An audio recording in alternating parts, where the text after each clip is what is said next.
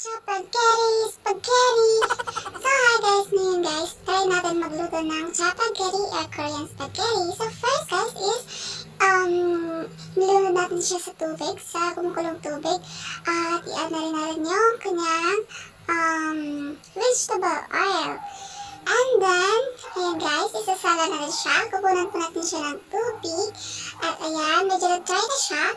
And guys, i-add na natin yung ating seasonings. So ayan, pour. Ayan. So ayan guys. Tapos, ito pang isa. And then, ipag-halo-halo lang po natin. So, halo-halo. And, ayan. So, ayan. Finish na. Tadaan! Ayan guys.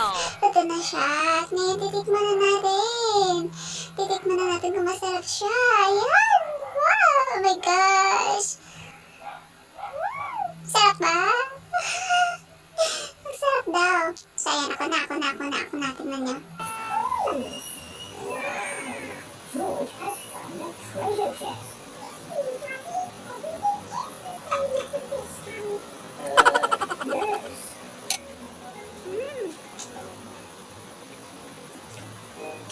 Sarap!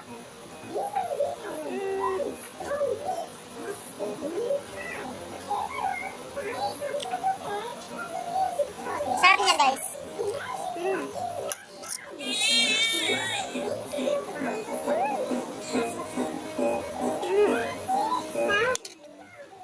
Massisseoyo. Masit lang.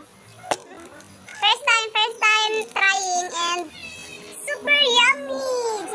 Jinja, massisseoyo. Jinja, masita. Only 54 pesos in supermarket. Yes.